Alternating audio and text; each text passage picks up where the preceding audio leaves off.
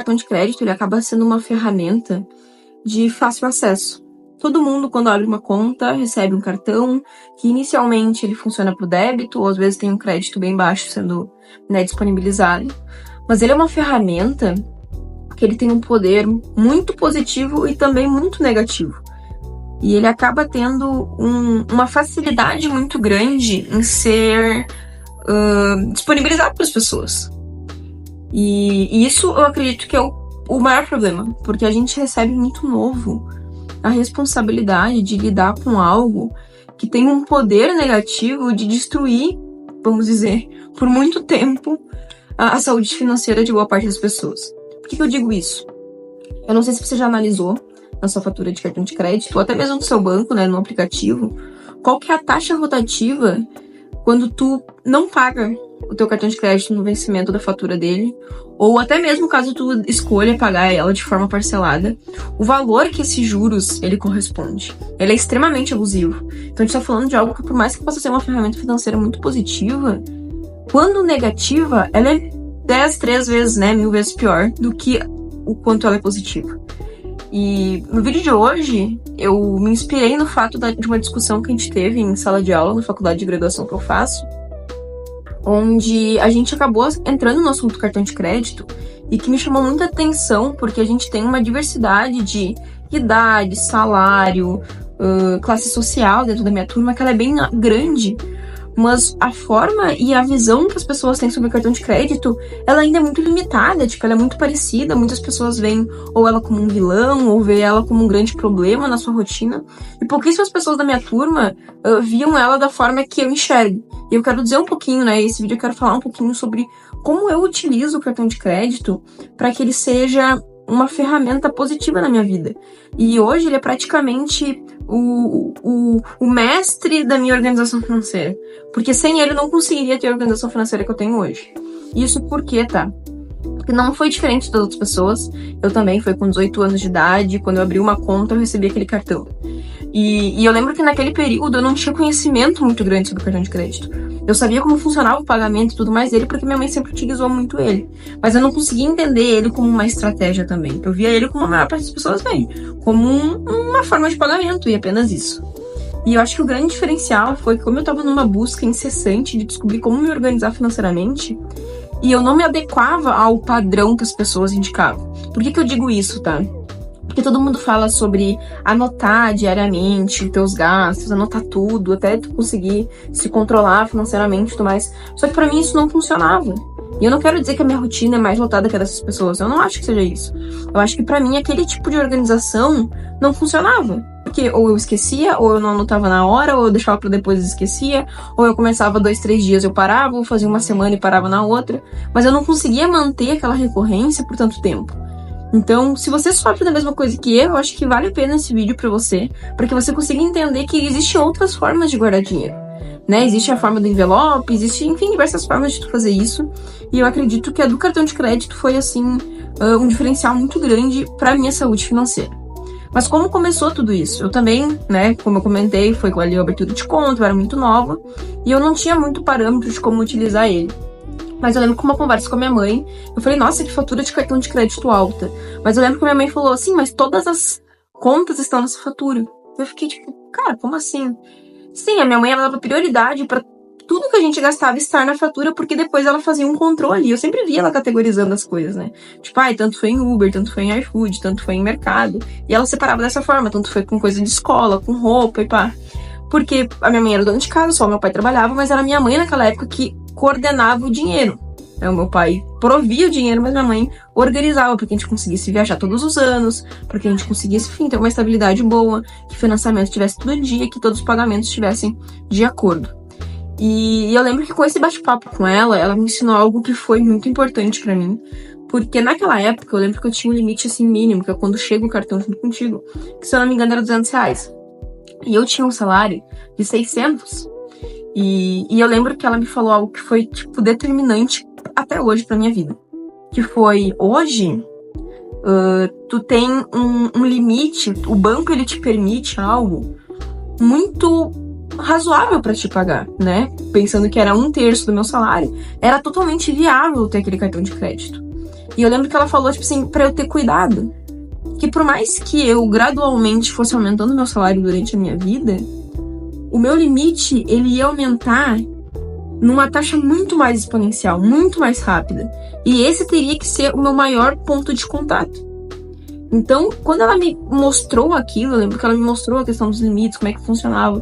Porque ela dizia, hoje tu vai ser uma ótima pagadora. E eu tenho certeza disso, porque tu tá recebendo muito mais do que tu tem como realmente gastar. Mas vai chegar em dado momento que tu vai ter que entender que tu tem que estar no controle, não o banco. E isso foi o que mudou a chave pra mim. Porque depois, realmente, acho que deu 2, 3 meses depois, de eu começar a ter uma recorrência de fazer compras, mesmo que pequenas. Porque eu tinha muito mais o cartão de crédito como suporte, que eu acredito que muitas pessoas ainda têm ele dessa forma. E eu tinha muito mais como, tipo assim, quando eu quero comprar, sei lá, uma coisa online, por exemplo, que eu não tenho como ter uma garantia de que já vai chegar na minha casa realmente, que não é um golpe ou algo do tipo, eu comprava no cartão, porque daí, tipo, eu tinha seguro e tudo mais da compra, ou eu podia cancelar ela, né, pela bandeira do cartão. Então eu só deixava pra coisas muito assim. Mas quando eu comecei a perceber que eu pagava regularmente, que eu gastava o meu limite, o banco começou a cada vez me liberar mais crédito. E, tipo, hoje em dia, eu tenho 22 anos e eu tenho, sei lá, mais de 10 vezes o meu salário em limite no cartão. Então se tornou totalmente inviável hoje eu querer continuar uma zona de consumo gradual como eu tinha quando eu tinha ali 200 de limite e 600 reais recebendo.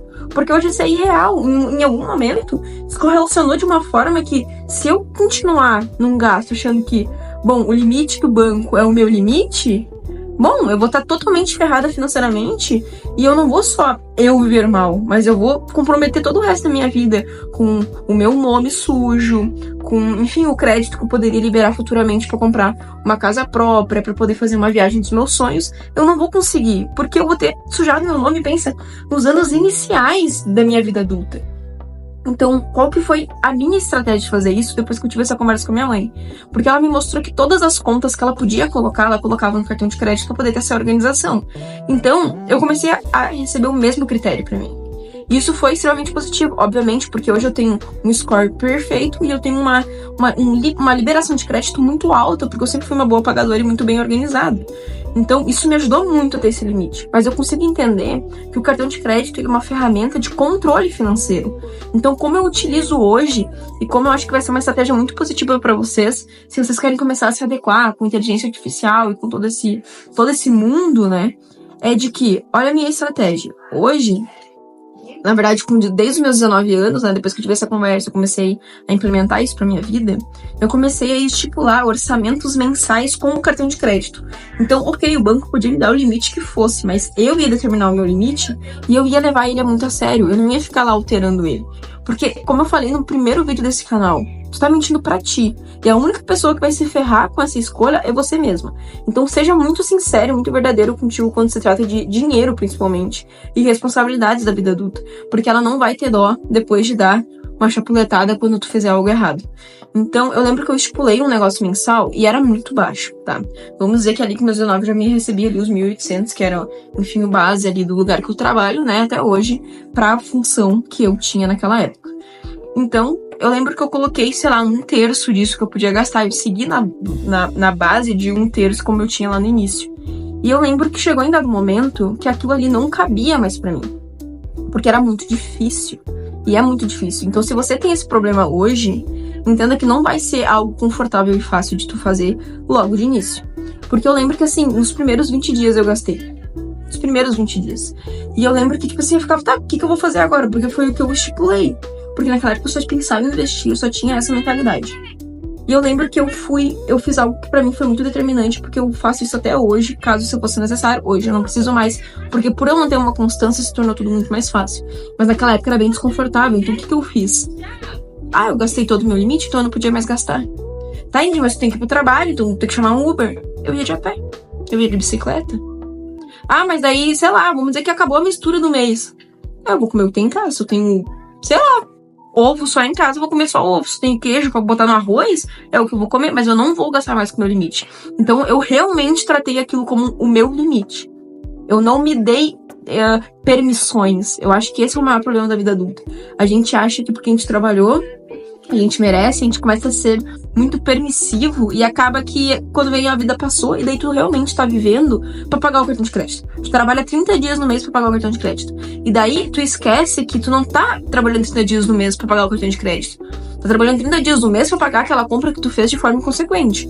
Então eu comecei cada vez mais a entender como funcionava o jogo. E aquela época era muito desconfortável. Só que isso me ensinou muito, porque no mês seguinte eu pensava assim, cara, eu não quero passar os próximos 10 dias, que nem no mês passado, sem ter nada pra fazer.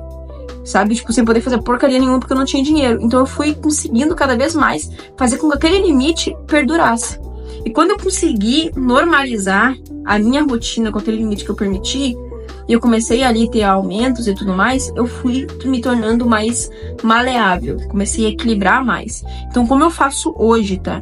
Chega dia 5, quando eu recebo meu salário, eu invisto todo ele, mas eu tiro a parte que seria o que eu acho ideal gastar. E esse ideal eu coloco como meu orçamento, como meu limite do cartão de crédito. E eu tenho que viver daquele dia 5, que é o meu recebimento, até o outro dia 5, com aquele limite.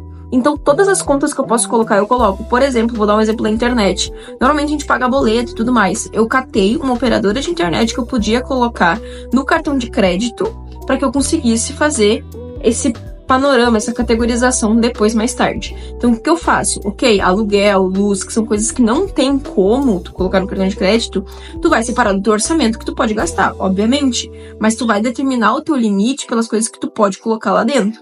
Então, eu boto, tipo, eu tenho uma média tanto de transporte, tanto disso, tanto de mercado, e pá, vou lá e coloco como orçamento do meu cartão de crédito, como meu limite. Eu tenho que durar o mês todo, até o outro dia 5, com aquele limite. No início é muito difícil, vai faltar dinheiro, vai parecer que não tem como.